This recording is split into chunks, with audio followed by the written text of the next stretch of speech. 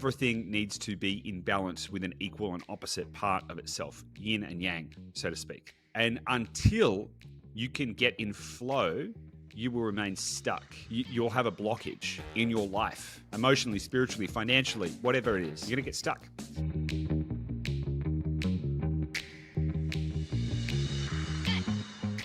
Welcome back to Dash Insider, where we help you to become a better property investor. And on today's episode, we are all about helping you to overcome your limiting beliefs so that you can create the life of freedom, choice, and abundance that you deserve. Everything that you want in life is on the other side of your limiting beliefs. And in today's episode, we talk about tactics, strategies, and mental models to help you get through those limiting beliefs. We talk about a lot of stuff in here, including Byron Katie's The Work. We talk about how to reframe possibilities. We talk about risk aversion bias in the brain and lots of stuff. So if you're interested in overcoming your limiting beliefs and achieving your greatest potential faster, easier, and living the life that you truly want, then this is the episode for you. Before we get stuck into it, make sure that you share this with somebody or subscribe. You're probably on a platform like YouTube or Spotify or something like that, and there's probably some way that you can engage a little further by clicking the subscribe button, preferably. Share, would love that, or like if that is a platform that you are on as well. That level of engagement helps us to know what content you like and also helps us to grow the show. Our goal is to help you become the best version of yourself using real estate as a vehicle to build wealth, all of that kind of stuff. And that helps us to do that too. So if you want to help us help you, then that's the way you can do it. Make sure you subscribe, like, do all the good stuff. Click a button and we're on. Without any further ado, let's get stuck right into it and I'll see you on the inside. Hey guys, welcome back to Dash Insider. Gabi, I'm very excited to be recording a podcast with you today. How are you? I'm fabulous. How are you? Good. Very well, thank you. That's great. Been out walking in the sunshine. You know what? So have I. And I was thinking about it this morning. We've been doing this separately. So you would think as a nice couple that like each other, we would go on long beach walks in the morning together. But we do that just on our own. It's because we operate on slightly different timelines. That's why. You're like 3 hours earlier than me. Which is a nice way of saying you sleep in longer than I do. Sleep in or true. You just get up way longer too than I do. Yeah, one of the two. So longer than I do. I didn't say sleep in macro compared to comparison is the thief of joy, Gabi. And, I never said that you slept in comparatively, but just longer than I do. Mm-hmm. And so slightly different operating timelines. Good clarification. Anyway, that's good. I'm very excited with what we're going to be talking about today, though, overcoming limiting beliefs. I think this is it's a topic that I'm really passionate about. And so what I might do is, with your permission, Gabi, is just have a little bit of a riff and then we can use that as a launch pad. How does that sound? We love a good goose riff. Do we? Is that what we? I speak for the people. I don't know about that, but they're going to get it anyway. The people are going to get riffed at. Buckle up. Okay. So here's the thing, right? So limiting beliefs are effectively thought patterns that you have that are holding you back. That's effectively what it is. It's the little voice inside your head that says, I couldn't possibly do that because, and it could apply to anything. It could apply to getting what you want in life. It could apply to a relationship. It could apply to doing one more rep in the gym. Do you know what I mean? It is that voice in your head that says, oh, well, I mean, that could be possible except for all of these other things. And that is literally you getting in your way. Now, anyone can achieve anything they want in life. Full stop. That's it. The problem is that everyone gets in their own way. And in fact, the largest cohort of property investors, we often talk about this number, this like 71% of property investors only own one property and 19% only own two. And so on that basis, you would think that most property investors only own one. The biggest cohort of property investors own 0 properties. They haven't even gotten started. And the reason they haven't gotten started is because they've gotten in their own way. And they're overanalyzing and overthinking and, they're worried and all of this kind of stuff. But the same thing happens when you get to one. There's structural reasons and things like that. Oh, can't get finance. But guess what? You probably can if you really wanted to. Just to break that apart a little bit, because probably someone's going there, no, I can't. I went to the broker and they said I don't have any borrowing capacity left. Okay, there's things you can do like low doc loans and no doc loans. Now, I'm not suggesting that that is something that you should do. I'm just saying that you could. And so the process of removing limiting beliefs allows you to open up pathways to achieve whatever it is you want in life. That is the most important thing we can do. I was actually just chatting with a guy. We're currently staying at a hotel in Bondi Beach. Wonderful. I was just chatting with the one of the guys down at the front desk just earlier, and I was actually talking about this podcast. And he's like, "Oh, so is it? Do you just talk about real estate?" I was like, "Well, here's the thing. Real estate is only a vehicle to get what you want in life." And so my goal is not really to be a real estate, nerd, but in fact to empower people to be able to use real estate to achieve the life that they want, to achieve a life of freedom, choice, and abundance. That's the goal. That is the goal. The goal isn't like, how do I become, the goal is like create the life that you want, whatever that looks like. And whatever that looks like is going to be individually unique to you. And guess what? The more you can get out of your way, the faster you're going to get to achieve what you want. I was talking to a group of new team members at Dashdot the other day. You were there, Gabi, in this meeting, but for the benefit of those who weren't in this meeting. And I said to them, they've just started at Dashdot. They're all excited. They're, just getting onboarded. And we had a little a session with them. And I said, if you could wave a magic wand and remove all of the constraints in your life right now, what would you do? And most people said something along the lines of travel. Oh, I'd love to travel the world and do all this kind of stuff. And there were some other ones too. Like what? So I'd love to travel around Australia. Oh, I'd love to just be able to travel around Australia. I'd love to be able to travel around the world. I'd love to be able to grow some veggies on a farm somewhere. And then I asked them, like, well, what limiting belief do you have that's getting in your way, that's stopping you from doing that? Because the reality is you can live whatever life you want right now, today, if you can just get out of your own way. And so that is the thesis that I want to explore today with you, Gabi. What are your thoughts on that? Any ideas?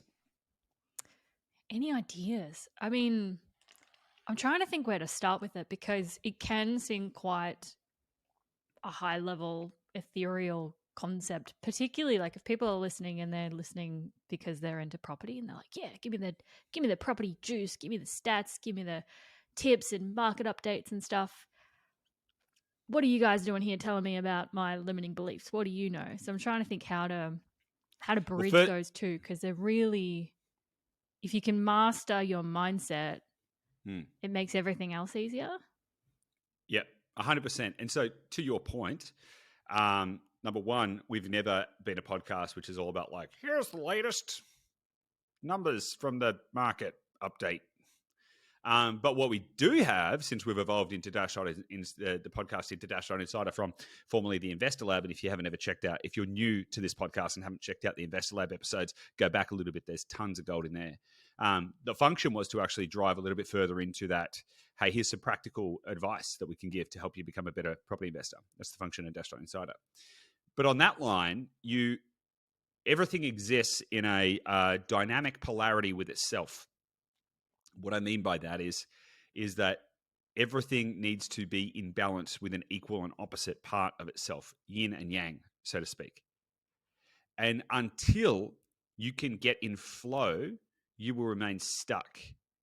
You'll have a blockage in your life, emotionally, spiritually, financially, whatever it is. You're going to get stuck. And so if all you're focused on is the give me the latest hotspot, you will not get to where you want to get to. Or, sorry, let me reframe that. You could get where you want to get to if you put in enough effort. And if you focus just on hard, if you just say, I will work harder, I will read more hotspot reports, I will, that is very yang. And if you do that, you can probably still get to where you want to get to.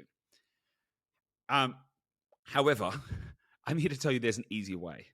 The easier way is to start to just work out what is the easiest path and how do you remove some of these obstacles that you're putting in your own way.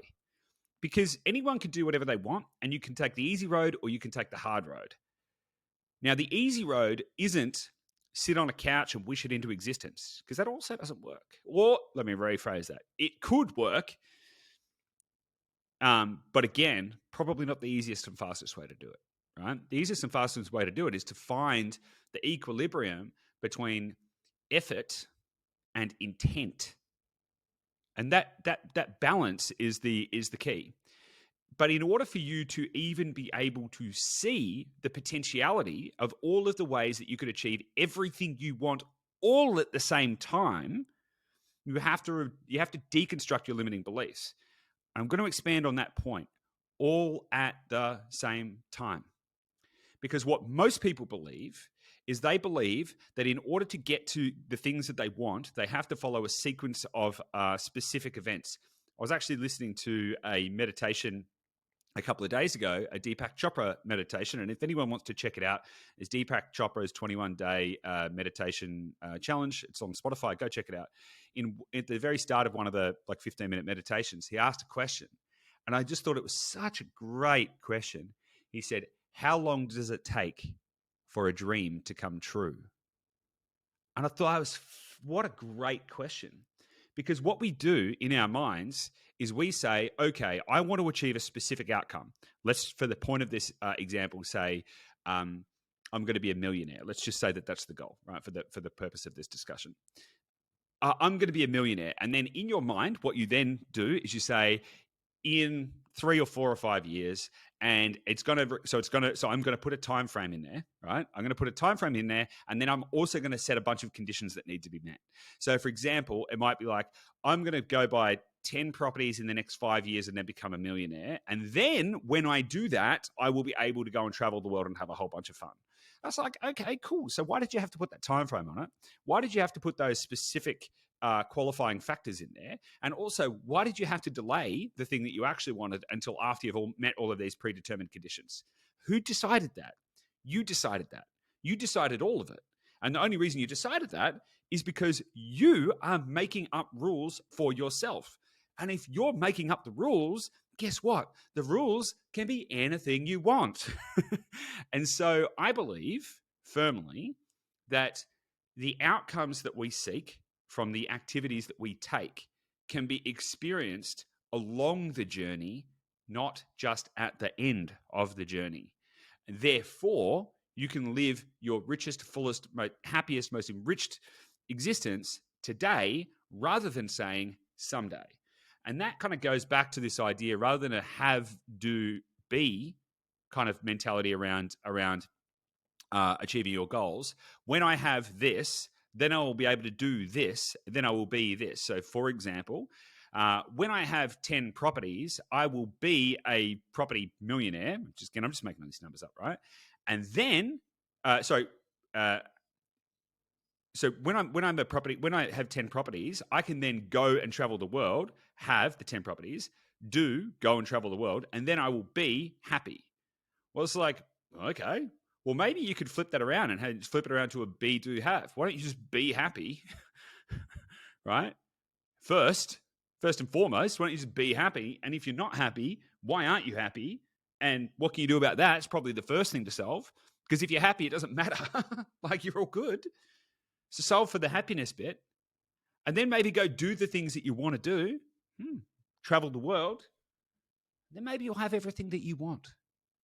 And so this idea, and all of this comes from reframing the way that you're thinking.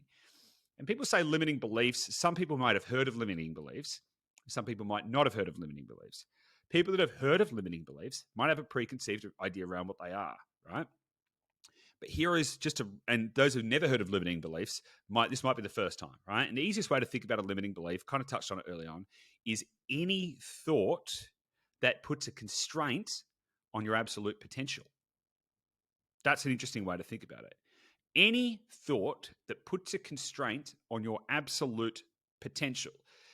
Now, to be clear, I do this all the time. Everyone does. I'm not sitting here as someone who says, I don't have any limiting beliefs and I'm some kind of quantum, cloud floating through an infinite. That's not true. I think about them all the time. What I do is I try and identify them when I am thinking them, which is tricky. right? But you do. But if the way to think about this is that it's ego, and the ego is there. People think ego is all about thinking how good you are. When people think of ego, it's like that person's got a big ego, which means that they're full of themselves or something like that. But your ego is the voice in your head that gives you the context of I, right? And it is a scared little dude. Your ego is a freaked out little bit of your consciousness that constantly thinks it's about to die. And so it is constantly telling you all of the things that you can't do or you shouldn't do or that you should do in order to look bigger and tougher and stronger and cooler, because then you'll have more status and you'll be more, it's a freaked out little part of yourself that is just trying to stay alive. But here's the other bit, and I know that I'm riffing a lot here, but Gabi, I really want to get your perspectives on this. But here's the other thing that's related to this is we're biologically programmed to see things to be worse than they are, biologically. And so the reason for that, and so this relates to the amygdala in your brain, which is the fight or flight center.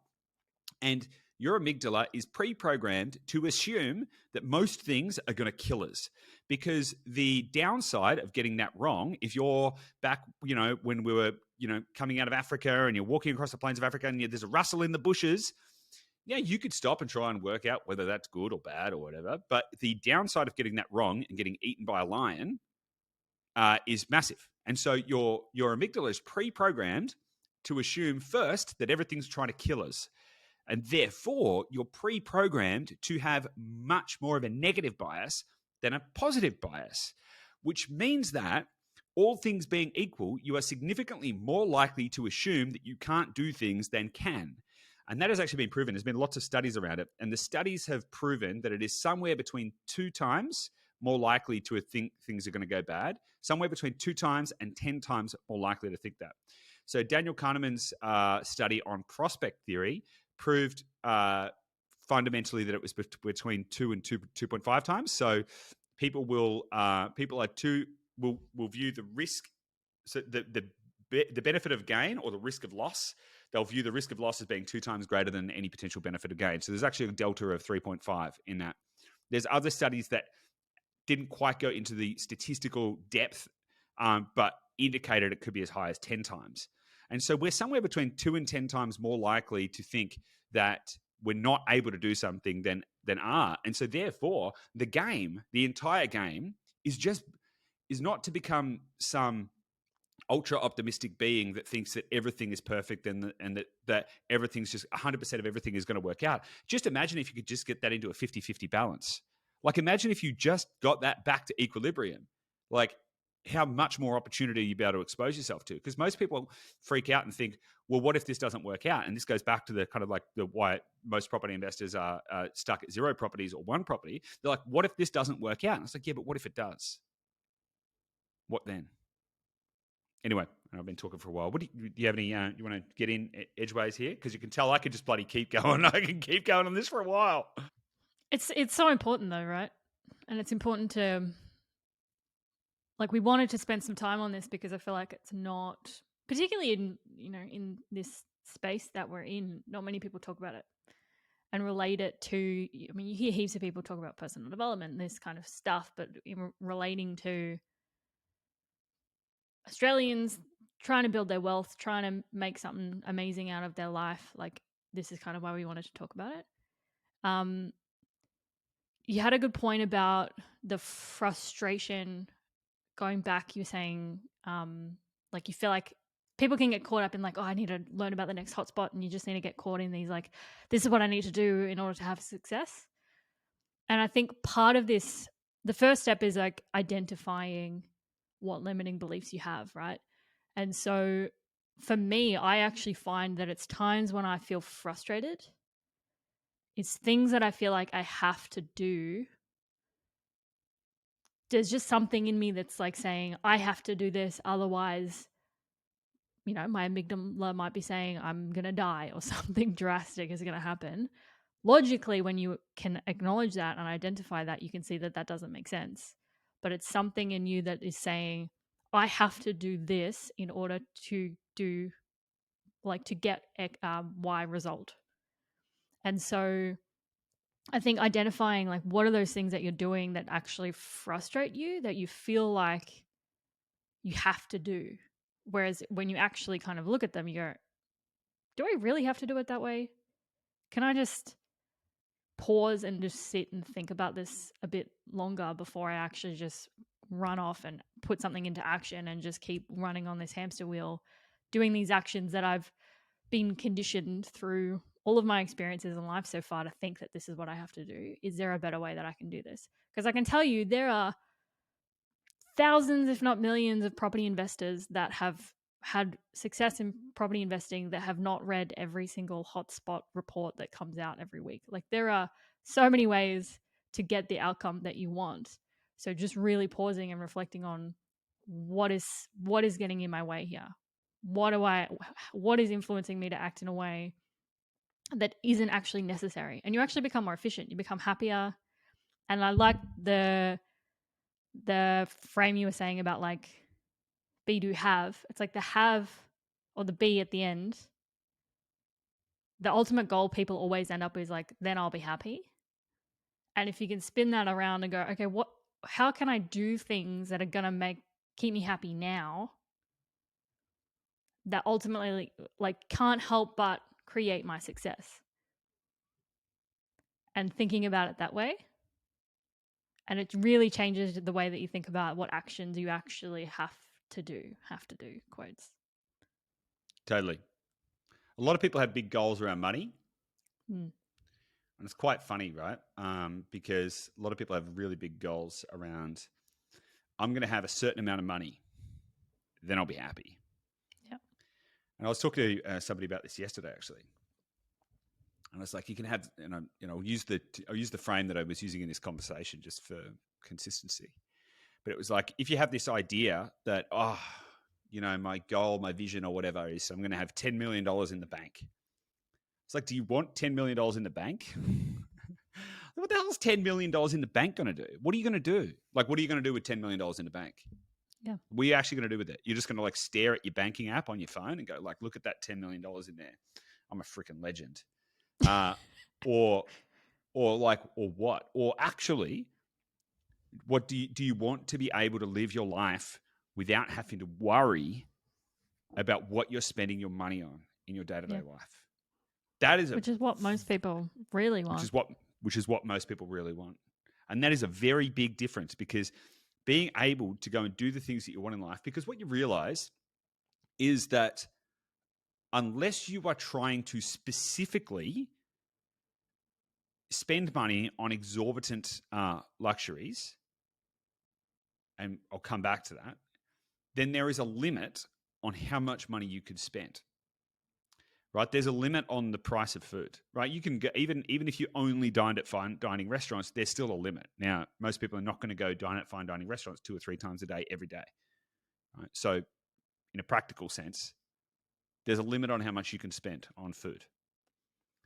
There's a limit on how much you can spend on accommodation, even if you were to travel every single day. Now, again, depending on the scale of the place that you're staying at, but you can find. And so there's a big difference between, I want a big pile of cash, and you know what? I would like to have some degree of peace so that I can go down the street. I can take my family out for lunch if I want to take them out for lunch, and I can go on a holiday when I want to go on a holiday, and I can have the time and space to go and feel enriched and enjoyed and joyful and energized and fit and healthy and strong.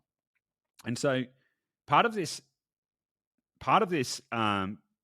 the limiting beliefs that need to be challenged is, the question is like, how do you overcome it? Because a lot of people kind of say things like, in order to get there, I must do these things. I must work harder. I must buy a number of properties. I must, whatever the outcome is. And again, just to be super clear for everyone listening to this is all me too, right? Like I like every day, because we're pre-programmed to have this bias towards negativity, I'm fighting this stuff every day, right? So just to be clear for everyone. But one of the best, so there's the Byron Katie's work is really good for this. So I want to kind of bring that into focus a little bit. There's 2 things I want to do. I want to talk about these 4 questions, and I want to talk about reframing possibilities. There's two things that I've written down that I want to kind of tick off in here. The first that I'll talk about is to talk about the Work by Byron Katie. Now, Byron Katie, I'll give you a little bit of background. So for those of you who don't know, Byron Katie is an author and a speaker, and she's done a huge amount of transformational work for a whole bunch of people all around the world. But her background and how she arrived there is really, really, really interesting. Now, I'll be massively paraphrasing her story here, but the general thesis is she was struggling massively with a lot of mental health issues, extreme depression. I think she had like maybe bipolar stuff going on or whatever, but extreme depression. And it was devastating her family, and she couldn't get out of bed. And she was toxic, aggressive, hateful. It was bad. It was not good. And she didn't know what to do about it. Her family didn't know what to do about it, and it was terrible, terrible. And all she could see in her life was fear, problems, hate, anger, dismay, despair. And so one day she decided she was going to take her own life. And I can't remember exactly, but she ended up on the floor. She collapsed on the floor in the bedroom that she was in.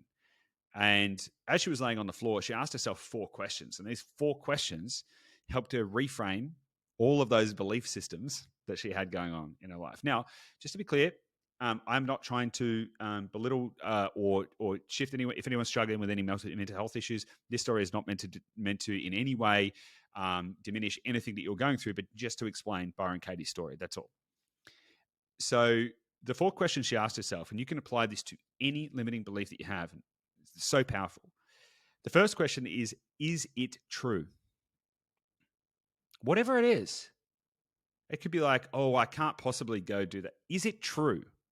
That's the first question. Question number 1, is it true? The second question, can you absolutely know that it is true? That is a very good follow-up question, because your first inclination might be like, no, that's definitely true. And it's like, well, how could you absolutely know that? Is there some way you could quantify or qualify that? Or like, can you prove that that is fact, not feeling? Usually those first 2 questions just destroy the whole lot, because usually it's not true. Usually it's not true. In fact, most things aren't true. And so those first 2 questions will probably destroy most limiting beliefs that you have. The second 2 questions are very, very, very valuable, particularly if these limiting beliefs are in some way inhibiting your happiness. So let me ask those 2 questions. Question number 3 is, how do you react, or what happens when you believe that thought? That's really interesting. Think about that for a little while. Maybe you feel anxious. Maybe you feel stuck. Maybe you feel afraid. Maybe you feel despair. Question 4, who would you be without that thought? So if you manage to just take that thought away, so number 1, is it true? Number 2, can you absolutely know that it is true? Number 3, what happens when you believe that thought, or how do you feel when you believe that thought? And number 4, who would you be without that thought? That's pretty clarifying, because you'll probably find you're going to start to become the person that you really wanted to become if you just take that thought away. So those 4 questions I've found to be exceptionally helpful, particularly if you're feeling emotional about something. If you're like, oh my God, this is, I feel stuck and I'm just struggling and I'm not getting to it. It's like, well, is it true? And how can you know it's true? And how do you feel when you have that thought? And who would you be without that thought? And that is 4 awesomely clarifying questions. And I think that you can apply that to pretty much any limiting belief that you have. What do you think about that, Gabi? Yeah, can I actually just walk through a real life example of that? Perfect. So I actually went through this exercise. It's one of these tools that you keep, like a personal development tool that you keep around that you can access and pull out when you need it. And so I actually went through this particular exercise a couple of weeks ago when I was feeling particularly overwhelmed and stressed. Like, we've got quite a bit going on. And I was feeling just generally anxious and overwhelmed pretty consistently, even though like logically I know that I can handle everything that we're doing and anything that comes my way. But there was like a couple of weeks where I was really feeling it. And so I sat down and I did this exercise. And the thoughts were a lot of that like survival mechanism, like everything's about to collapse and blah, blah, blah. Not logically sound, but when you feel overwhelmed, that, the fight or flight mechanism is like heightened. So you feel like everything is really drastically on a knife's edge. So I was like, is this true? Is everything actually like about to catch on fire in my world? Like every area of my world is about to just turn upside down. It's like, no, it's not. And so you sit with that. The second question you don't need to ask. The third question of, How do you feel? how do I behave? Is it how do I behave? Or how do I feel? React? How do you feel? What happens? Yeah, what happens? And when you actually, the beautiful thing about this is it takes you out of being in your body and you kind of step out and look back at yourself and observe your reactions to things and how you've been reacting and behaving. And you can see objectively that it doesn't make sense. So you say, I've been irritable, I'm really short tempered, I'm impatient with people, I'm, controlling over things. All of this stuff is happening. And you can see that that's not a good thing. Like that's not any part of the identity that I actually know that I am and who I am at my core and who I can be. And so you can see that and you start to see, okay, that's not actually helpful. It's not helpful at all. And then you go to the fourth question of like, who would I be without this thought? And you start to see like, okay, if I flipped all of those points, I would be way more collaborative. I would be much more communicative. I would be more joyful. I'd be more excited for the day. And just having that frame, you realize like you can have a choice. You have a choice over, okay, my brain is trying to tell me that black and white, there's all of this stuff that's happening that's out of my control, but I can control my state. I can control how I perceive things. I can control my reactions to things. So why not choose to see things a little better? Why not choose to show up with joy and excitement and enthusiasm to positively influence the people around me? Even if it takes a little while for like deep inside for that to shift, because you can still feel like shit and be like, I'm really overwhelmed, everything's going to catch on fire. But if you are kind of portraying joy, happiness, all of the good things that you want to portray, eventually that's who you become. And the beliefs that you had that were pulling you back just slowly kind of disappear. 100% agree with you. I'll relay that to I was also in a pretty wacky headspace a few weeks ago, and I was convinced that the world was going to end as well. I was like, oh my God, everything is wrong. Thankfully, though, because this isn't my first rodeo, I was able to say, I bet you everything that I think right now, I bet you all of it's wrong. I was willing to place a bet with myself, which I did. I said, because all I could see was problems and not solutions. And I was pretty convinced that everything was bad. But because it wasn't my first rodeo, I was able to have the introspective insight to say, I reckon if you can shift your perspective, you're probably going to find that actually all of the things that you think right now, they're probably not even true. Not even like they're probably better than you think they are. Just like not true. And so I went and did the work. It took me a few days, right? Of consistently trying to like go, not sure.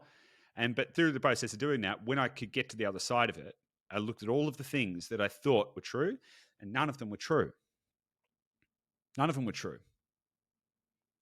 So, and that is the ego, right? That is the ego that is saying, let's be freaked out, let's be stressed out. And actually, probably it's not true.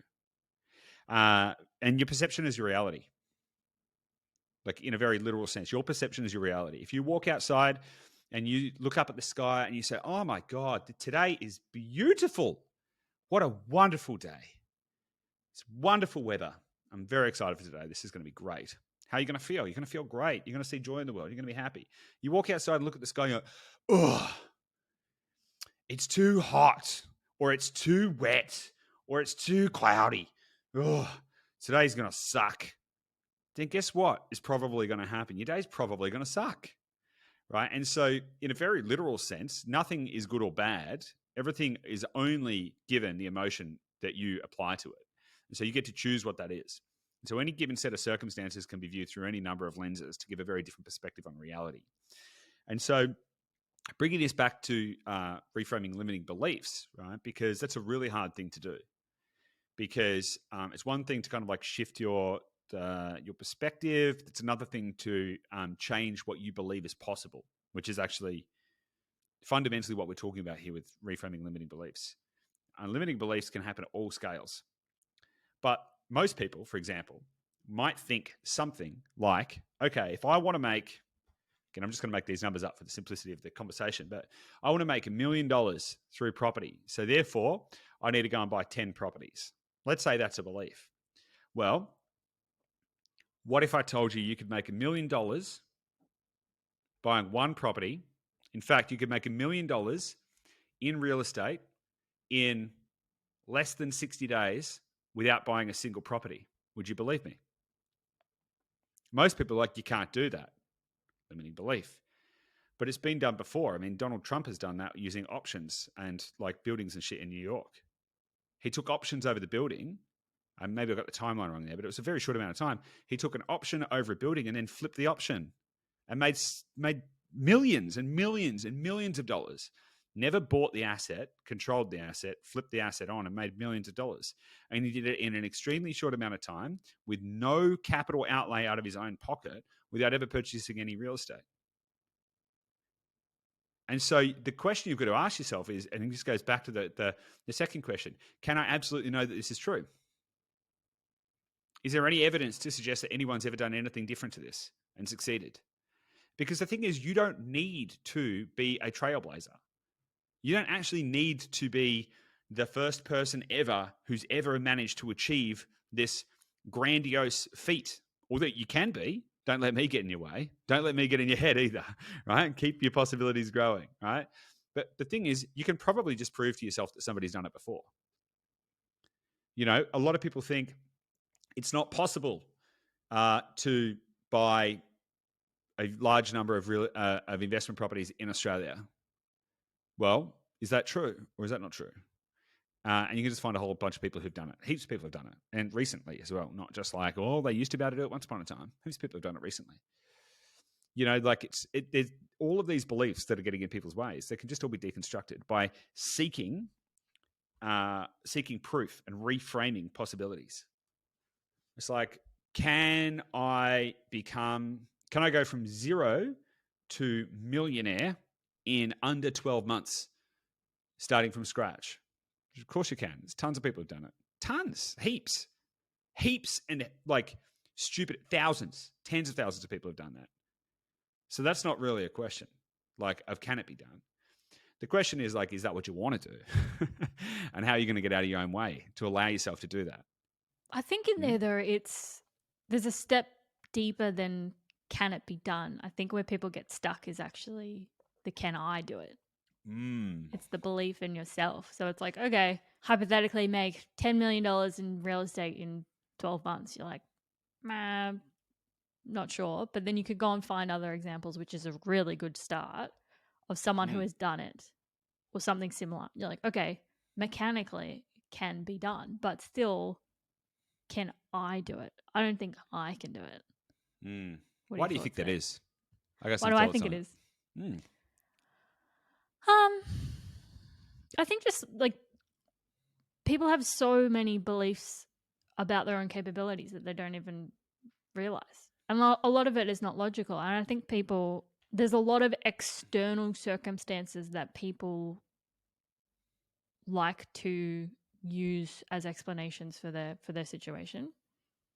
And that could all be true. I'm not discrediting that, but there's a lot of power in the internal stuff and the taking ownership of, it's called an internal locus of control. Like, I have responsibility for the way I perceive the world and how I show up and the effort I put into what things and where my focus goes and everything. And I think that's a fundamental early piece in this whole journey is if you feel like you have an external locus of control, which is blaming the environment or the economy or your upbringing or your parents or your partner or your job or something, acknowledging that and realizing like, okay, what can I control in this situation and pulling that back. I think that's like an important starting point. Yeah. So I'm going to take a different approach. I think everything you said is correct. I'm going to take a slightly different approach to it, though, from a very practical standpoint, how you can do that. Because you're 100% correct. Just because Donald Trump could go and flip an option on a hotel in New York or whatever he did. But I mean, that was him, and he probably had different connections and different knowledge. And, I'm not him, so I can't do that. So a really great reframing question is, how could it be true? Or what would I need to have for that to be true? Any of those kind of questions. Like, how could it be true? If it was true, if I was able to do it, what are the kind of things that I would need to be able to do that? Right? And it's just kind of like reframes it as a possibility, right? One is a closed door and one is an open door. And you might say, well, I mean, in order to do that, I mean, for a start, I'd need to know how options work. And just to be clear for everyone listening to this, I'm not suggesting everyone goes and does options, by the way, because there's lots of that's not a game that we played, but that's okay. But I'll just use the example, right? You might need to have the knowledge, right? Let's just say that maybe you need to have the knowledge of how to do something like that. Okay, and it could be anything, by the way. It doesn't have to be real estate. It could be business. It could be whatever. You'd need to have the knowledge of how to do that. Okay, so let's write down. I need to get some knowledge. Got it. I would need to be able to have a strategy. I need to be able to do this. I'd need to build a network. I'd need to have all of these things. Then you just write down a list of all that. That's just all the stuff you need to go do. And so by asking yourself, well, what would have to happen for that to be true? Versus saying that can't be true. It's like, well, what would need to change? That allows you to find the solutions. And if you just keep working through that and keep pulling on that thread, you will eventually find every answer that you seek, to the point that you can prove to yourself that it is possible. And that is the goal. Because the only way you can overcome limiting beliefs is through proof. Now, I'll thread another little needle through here as well. And that is about the visualization of it, right? So in order for you to overcome the limiting beliefs, you've got to continuously brainwash yourself, because, again, your body is pre-programmed to keep telling you can't do stuff. Fact. And so if you have a specific goal that you want to achieve, then going through a process of helping yourself to visualize what you in a success state looks like at the end of that goal is really going to help you to develop evidence in your mind that it is true. The way that you do that, or one of the best ways to do that, is using visualization exercises. Visualization exercises can come in a variety of different ways. So some people might want to use vision boards because they're visual. And so what you might want to do is you might want to build effectively a collage of images that represent you in that state, in that future state, once you've achieved the thing that you're setting out to do, the thing that you think you can't do, but then you've overcome it, and what's on the other side. That will allow you mentally to create a memory of a future you having achieved the things that you want to achieve. Another way you can do it is by writing out your goals and your vision and all of that stuff every morning, and doing it in a present tense. I have, and we'll use the context of the conversation here, $1 million in 12 months, for example. I have achieved all of my goals, and I now, am traveling the world with $1 million in a bank account, whatever the case may be, right? So having that in there with also what would need to happen for that to be true. Now, you might say something like, well, I can't possibly do this thing, this quest, because I don't have any time. Okay? Well, what would need to be true in order for you to be able to do it? Well, I'd need more time. Okay? And so what are you going to do about that? Well, okay, well, I mean, do you need to cut back on your work hours? You know, do you need to like change the way you're spending the weekends? Or in fact, let's ask another question. Is it true that you don't have any time? And how could you absolutely know that it is true? Right? Because if you're working, let's say 40 hours a week and you're sleeping, say 40 hours a week, that means you've got about 40 hours a week left. So is it true that you don't have any time, or in fact, are you just not using your time well? And so all of these examples. Sorry, Gabby, you going to say something? No, I just want to say, like, time, I think, is a big one. Mm. Particularly, like, you and I feel that. I think more than anything else, it's the belief of like, I don't have the time to do that because we are busy. So we have a belief of like, no, I don't have the time to do the stuff that fulfills me and I know is going to make an impact. And like you were saying, like, we're not perfect. We're still working through all of this stuff constantly. It's a constant journey. But I think that time, it's like different people have different things. And I think, time is an interesting one. Yeah, 100%. I want to wrap this with another point. The fastest way to get through any of this kind of stuff is to build a team. So you and I have people around us, coaches, mentors, peers, etc., who help us to see beyond what we can see. And the fastest way for you to get from A to B and to get past your limiting beliefs is to have people around you who can light the path for you.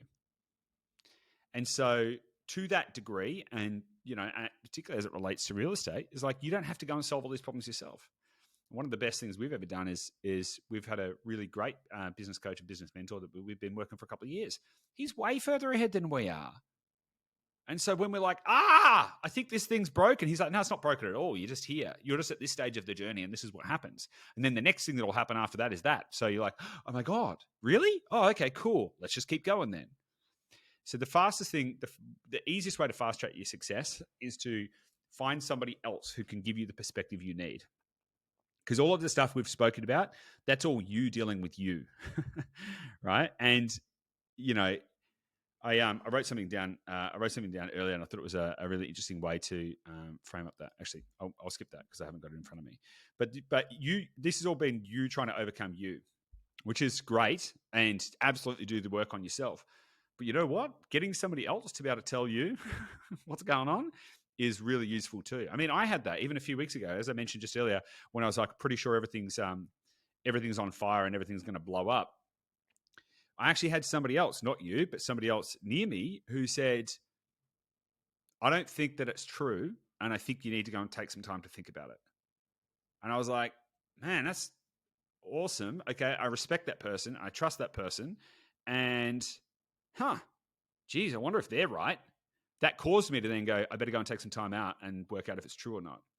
And so getting the right team around you. And so obviously, in a kind of like self-serving way in some way, shape or form, but like if you are trying to build a scalable, profitable property portfolio, the fastest and best way to do it is to work with someone like Dashdot. You don't have to work with Dashdot. That's cool. But I mean, like, we've got a solid track record of doing that. The benefit of that is you get a team around you to help you overcome all of those limiting beliefs and fight through that. Because half the time you're going to be kicking and screaming because you're getting outside your comfort zone.